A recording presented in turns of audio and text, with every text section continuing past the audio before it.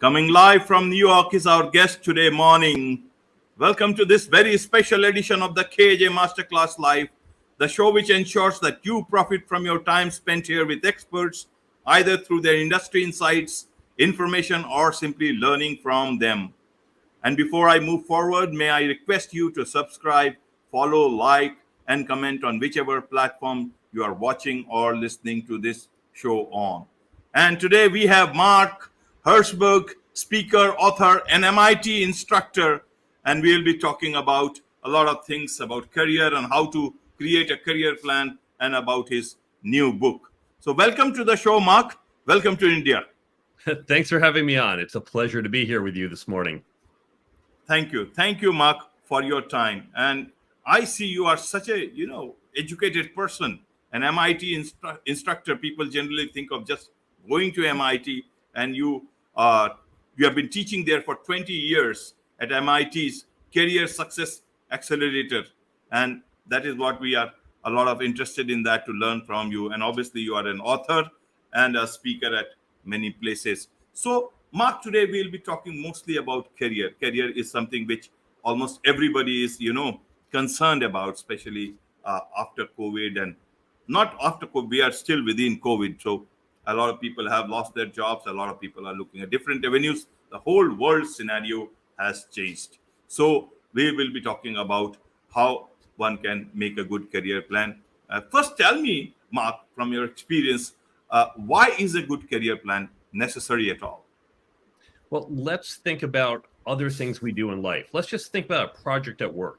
If your CEO came up to you and said, this is a really critical project, you've got 2 years to get this done, what would you do? Would you sit there and say, well, okay, I guess I'll try my best and I'll see you in 2 years and let's hope I do it right? That is completely unacceptable. Your CEO wants to hear from you. Okay, 2 years, this is important. What are we going to do? We're going to create a plan. We're going to have a timeline. We're going to have a project schedule. We're going to know where we are in the project. Now, we know when we create such a 2-year plan, we're not going to get it right. And that's okay.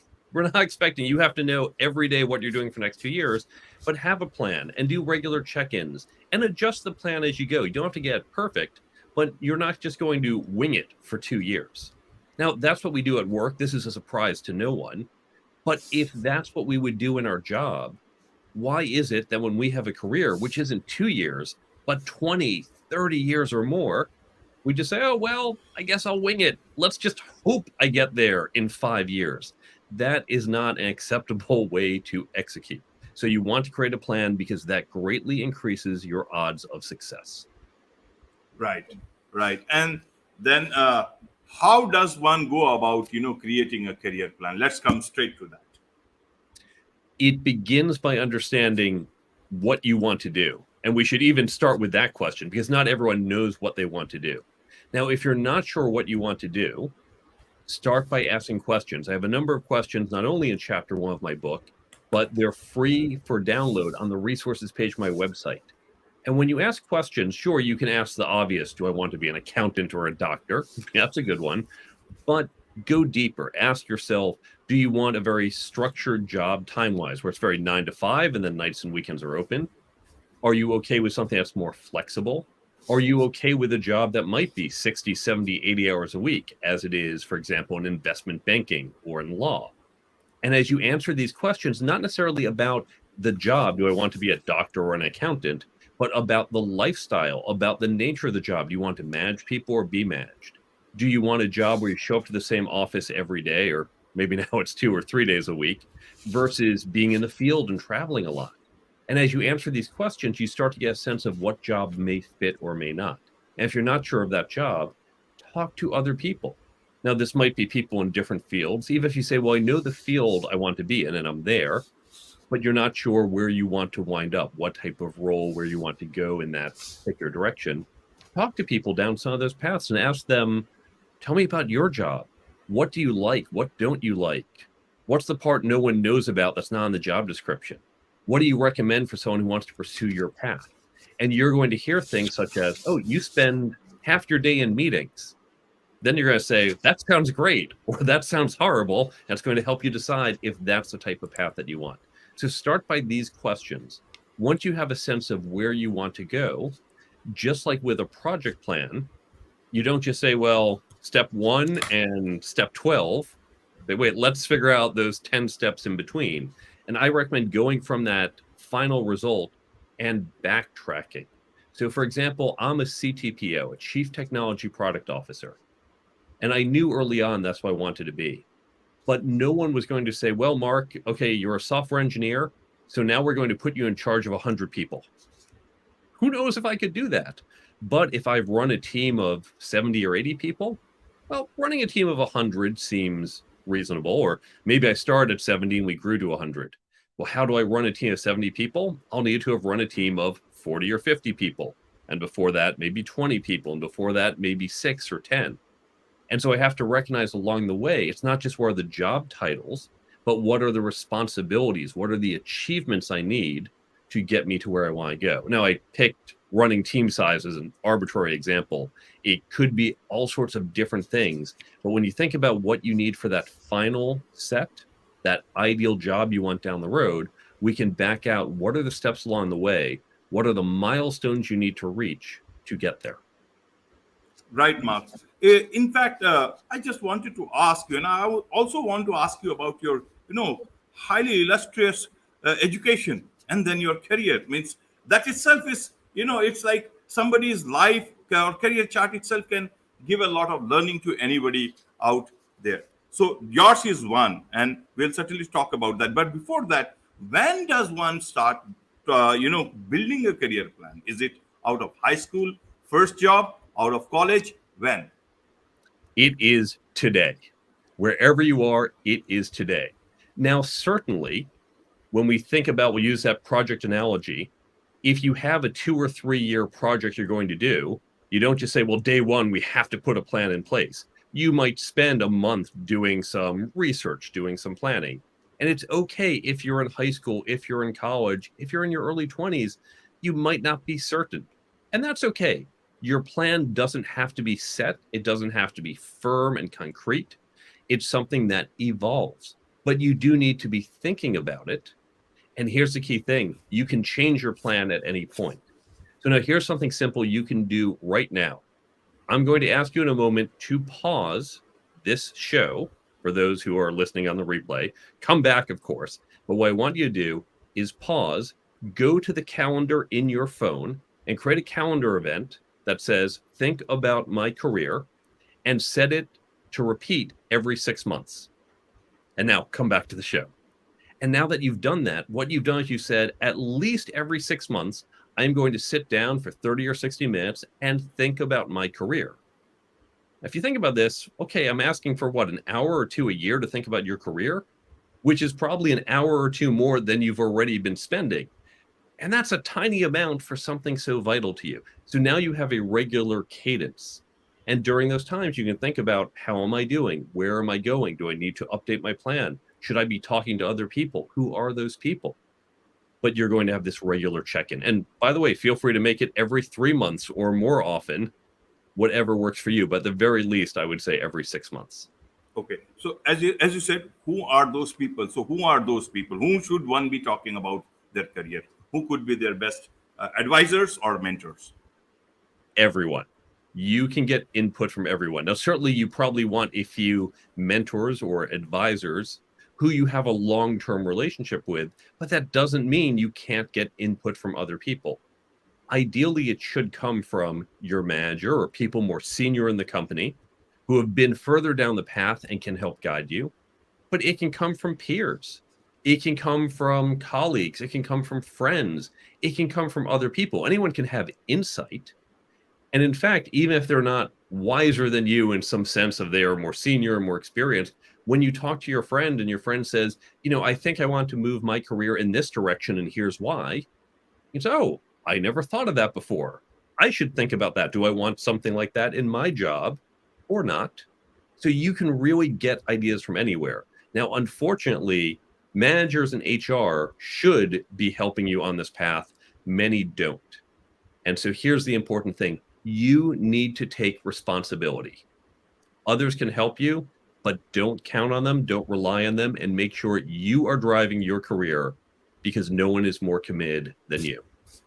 Absolutely. Mark, now talking about people, people do tend to take decisions or which do not work in the longer run for ultimate satisfaction. A job satisfaction is also required, or they may have different vision about their life. They want to make a career change. Or people who chose a particular industry, that industry is not that lucrative or relevant today. How do they go about changing their their plan, changing their job life, and their destiny, obviously? Great question. When it comes to a career pivot or a career shift, Right. now, first and most importantly, this is not a failure. This is not something bad. This, in fact, is something normal. And it can happen either intentionally or unintentionally. When I graduated MIT, the plan was become an engineer, become a CTO. I've done that. I did not plan to write a book and be a speaker and do all of this. It was a side opportunity that came to me. And when it did, I said, I need to adjust my plan. I need to change it to take this into account. And just like our projects at work, how often do those work projects halfway through, the CEO comes in and says, hey, everyone, change of plans. We have a new goal. We have to shift directions. And what do? You update your project plan. So the same thing applies to our careers. So wherever you are, you want to say, well, here's where I am. And let's be honest about where you are. And that's not just, well, this is my title. What are your strengths? What are your accomplishments? What are your weaknesses? Okay, now where do you want to go? And we map that path from where you are to where you want to go. And usually going backwards, as we said before, and now decide, okay, if this is a job I want in 10 years, what are those intermediary steps? And start to create a plan to achieve it. Now, it might be your skills are immediately transferable. No problem, just switch industries. We see this a lot in finance, in software, in HR. On the other hand, it may be you really do need industry experience here. And so you're going to have to take some intermediary job. Maybe it's a step back, or maybe it's a lateral move, or maybe it's not even completely in the industry you want, but gets you close to there. For example, if you haven't worked in health and wellness and you're struggling to get a job in healthcare, maybe what you could do is find a job in, let's say, the fitness industry. That's not as regulated. It's not as kind of rigorous in terms of the domain knowledge that you need. So you get into fitness, which is adjacent to healthcare. And so it's an intermediary step that gets you there. I think of it like leaping across stones in a river. You might not be able to do the big jump. You jump to that intermediary and then get to the one you want to. Absolutely. Right. Mark, one would be very interested in how you planned your career. You have achieved so much and you do so much today. You are an MIT instructor today. You are a speaker. You have just written a book, and we'll certainly talk about that book, which is going to be very useful for people. Essential skills for success that no one taught you. Obviously, people would like to know things that no one taught them, including me. So, can you talk about your career chart? How did you plan it yourself? Great question. When I came out of school, I started out as a software engineer. And honestly, I didn't really know what I wanted to do. In fact, all I knew is I didn't want to work for finance for a big bank. I didn't want to work for big tech, which at the time was Microsoft and AT&T and IBM. And I didn't want to work for a consulting company. Like, well, three things I don't want, but that's not good. I need to find what I do want. I took a job at a startup. This was back in the 90s by default, by not really being sure, but that's okay. Early in your career, it's okay to explore a little and try something out. In fact, I tell my students, for a summer job, take what you think you don't want, because then you can explore it and say, oh, yeah, didn't like that. You only lost a That's summer. interesting, Mark. Sorry to interrupt. That take something that you don't want, and that's the Exactly. Because you spend 8-10 weeks, and if you hate it, good. It was not a big commitment. So I found startup companies and realized this is where I belong. This is a fit. Okay, that's great. And as a software engineer, I didn't have a lot of direction at first, but then quickly figured out what I wanted to do, which was to become a CTO, a Chief Technology Officer. And now I'm a CTPO, Chief Technology Product Officer. Once I figured that out, that's when I said, I have to create that plan. That's when I looked at what is it a CTO does. And it's not just about being the best engineer. That's when I realized there were all these other skills: leadership, communication, networking, negotiation, team building. No one ever taught them to me. So I looked at the skills necessary and where I was, and I saw this gap. I said, okay, I'm not just going to go from engineer to CTO. I need to fill in that gap. And so I was intentional in my development. Now, some of that was on my own, reading. We didn't have podcasts, but I would have listened to podcasts back then, taking classes or taking some jobs because they would expose me to things. For example, I knew I wanted to get better at marketing. So I explicitly looked for jobs at marketing companies where I'd learn a little from osmosis, from just being around marketing people, from learning the industry by being part of it. So I was very intentional with the steps I took. Now, I mentioned early on, I also had this unexpected turn, which is what brought me here. When I was developing these skills myself, I also want to develop them in my team because these skills help everyone. And your whole team is more effective if they have the skills too. So I began to upskill my team. And as I was doing this, MIT found the same thing. These are the skills companies are asking for, but they're not getting. So MIT wanted to put together a program. I said, well, I've developed some material. I'm happy to give it to you. Please use, enjoy. I thought that would be the end of it. Instead, they said, well, please help us really create some more content. And then please help us teach. I said, okay, sure, I'll do it. It wasn't part of my career plan, but wasn't necessarily a lot of extra commitment for me. I already had a lot of the content. And it just worked out. And year after year, I got more and more into it and led me down this side path. In addition to my career as a CTPO, I have the book and speaking. So we also, with all our plans, our project plans at work and our career plans, we need to be flexible. We need to keep our eye out for opportunities and adjust when we see them. How do you know how opportunities look? Obviously, one keeps an eye out to all those good things in life, but how does one know about opportunity? That's, I guess, sounds easy, but very difficult to understand. How do you do that? What's your experience in that? You take a magic 8-ball and you shake it up. Unfortunately, that's not very reliable. Yeah. The way I have done it is by being curious, by talking to lots of people, because it not only helped me with my career, but I would learn different things. I'd learn about their industries, learn about their careers. It didn't matter if their career had nothing to do with mine. When I talk, for example, to people in law, I am not going to be a lawyer. I'm not going to work for a big law firm, Right. but that's okay. I hear stories about what are the challenges they face? What are the opportunities? What are the unexpected things? And you start to see patterns. You start to see, hey, that wasn't from my industry, but I see a similar opportunity to what was disruptive over there, or when their company was undergoing a change and they saw, let's say during a merger, there was confusion and they were able to step up and promote their career. Well, my company is now going through a merger. There's some confusion. Can I apply some of those techniques to my current opportunity?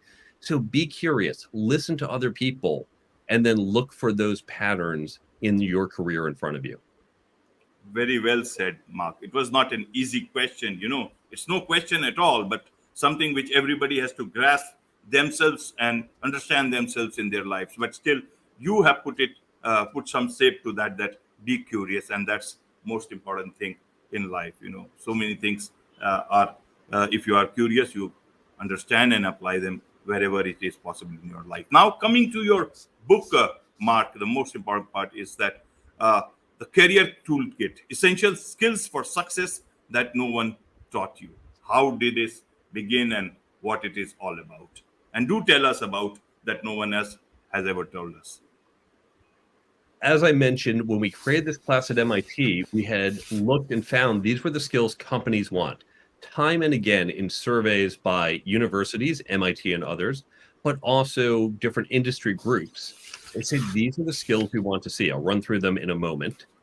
And yet we're not teaching them. And these are universal. These apply no matter what stage you're at in your career. They apply no matter what your industry is. They also apply, by the way, if you want to be an entrepreneur, you're going to need many of these skills as well. So I took these skills and put them together in a book, 10 chapters, 10 skills. Now, before I go through them, it's a little different than other books in that you don't have to read it in order. you can jump right to chapter 9, negotiating, and then go back to chapter 4, leadership, if that's the order in which you want to develop these skills. You don't have to go in order. You can just pick it up, read a single chapter, put it down. It is a toolkit. Pick up the tool when you need it, put it down when you need to use another. Each chapter, while they stand alone, they do reinforce each other. We do talk about how the skills can be used in the other domains. And each chapter also begins with a mental shift, how to think differently about the skill, and then concrete, specific, actionable things you can do to get better at the skill, followed by next steps if you want to go further. So there's 10 chapters and 3 sections. Chapter 1, careers. Section 1, careers. So chapter 1, how to create and execute a career plan. We've talked about some of the things in the chapter, but there's a lot more. Chapter 2, working effectively. Things like managing your manager, understanding corporate culture. Chapter 3 is interviewing. Now, there's lots of material on how to be a candidate. There's very little on how to interview other people. And yet many of us have to do that, and we do it with no training. So that's an important overlooked skill. The second section, leadership and management. There's a chapter on leadership. And then there's 2 on management, the people side and the process side of management. And by the way, these skills are not just for people with certain titles, for directors and VPs.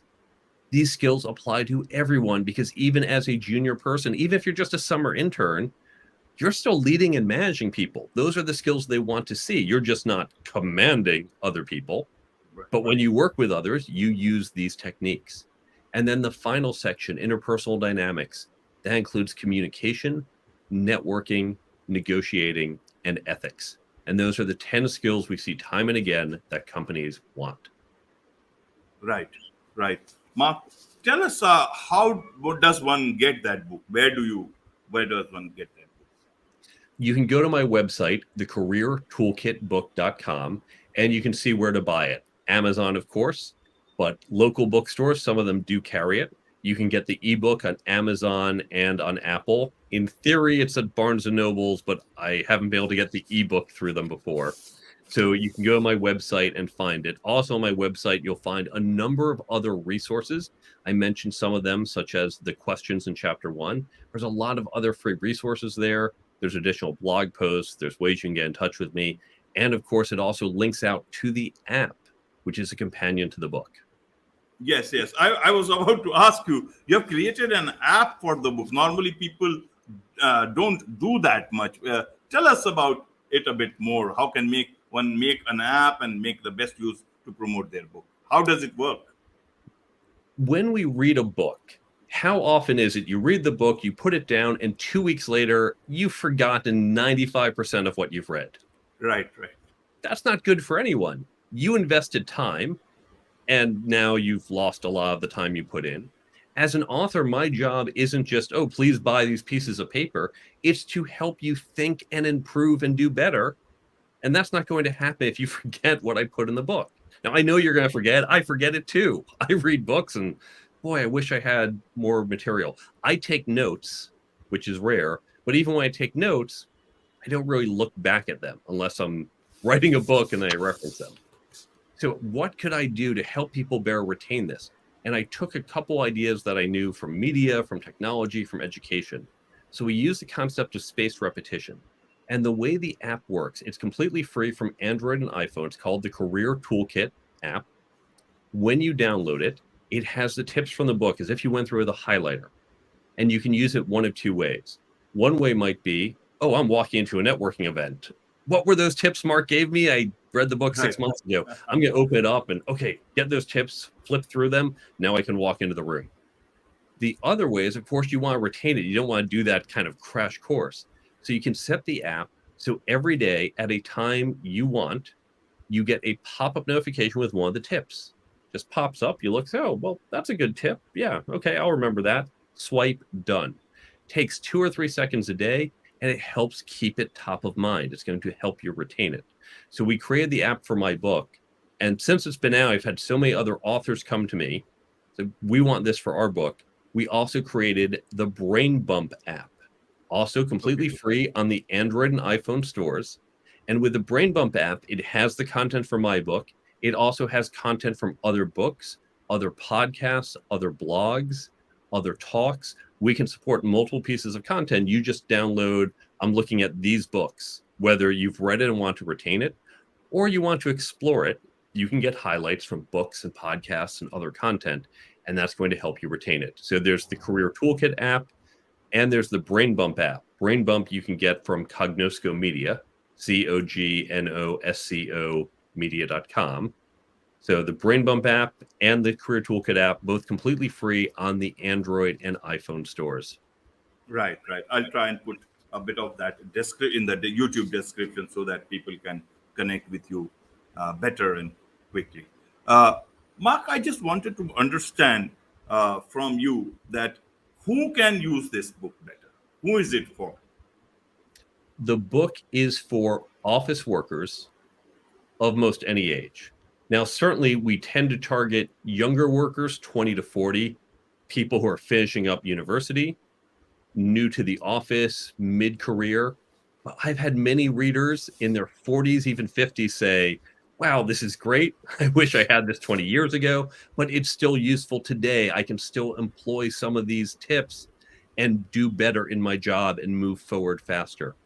It's also useful for managers and HR because often we want to upskill our teams. In fact, today especially, when we hear about employee turnover and lack of engagement, you want to better engage your teams and upskill them. So on that resources page I mentioned at the careertoolkitbook.com/resources, the first download is the development program. And with the development program, it shows you how you can use my book and get people to be better engaged, upskill them, improve their internal networks, so improve the relationships they have with their employees, and create a common language that helps to improve communication within your organization. All of that completely free using this program. Now, you can use my book, and I break down how you can take parts of my book to achieve certain goals. You can do the whole book, but you can say, well, for our new hires, we want to use these pieces. For annual review, we want to use those pieces, or these for new managers. And by the way, if you don't want to use my book, no problem. You can use other books. You can use content you find online. It could be articles, videos. You can use a great podcast or show like this one. The key is when you give people this content, you have them discuss it to get a deeper understanding of what's being explored. And that's going to help with your engagement and upskilling. Right, Mark. Right. Lots of learning from you straight away from a MIT instructor, no less than that. So, Mark, one last question that I have for you is the essential skills for success that no one taught you. In a nutshell, if you have to, leave one particular thing that people must remember in terms of a skill, what would that be? It's not any one skill, but I'll give you this example. Suppose right now you are 30 years old and you have a job offer. Let's say for $60,000. I'm going to do US dollars just to keep it simple. Yeah. If you learn to negotiate, you read my chapter on negotiation, or you learned it from another book, that's fine too. Instead of taking that job for 60,000, you go and negotiate and you get 61,000. That's not a lot. We can all imagine you can get from 60 to 61. It takes you 5 or 10 minutes of talking on the phone or a few emails. You get $1,000 more. If you do nothing else in your career, you stay there for the next 30 years until you retire. Those 5 minutes of negotiating just got you $1,000 more for 30 years. In 5 minutes, you just got $30,000. And when you think of it that way, you say, oh my God, why am I not negotiating? That's easy money. Now, of course, you're saying, but wait a second, I'm not going to be in a job for 30 years. And you're right. You will have raises and promotions and other jobs, and it's going to be more than $1,000 bump. If you learn to negotiate, not about being the world's best negotiator, just getting a little bit better, you can add tens of thousands of dollars, even hundreds of thousands of dollars to your lifetime earning. Now, I use negotiation as an example because we can do the math, but the same applies to any of these skills. No one's going to say, oh, you're a slightly better communicator, here's $1,000 more, but you will stand out. You will get promoted faster. You will be put on the key projects, and it will help you advance, which will have financial gain for you. So all of these skills, the key is don't worry about being the best in the world or getting to the top. Getting just a little bit better at each and any of these skills is going to have a huge impact on your career. And that's what you need to focus on. Wonderful. Keep getting better. Just to be better. Don't have to be the best, but just be a bit better each day as it comes. Exactly. Thank you so much, Mark, for your time. Thank you so much indeed. Thanks for With having me. this, it's a wrap on this edition of the KAJ Masterclass Live. Thank you very much once again.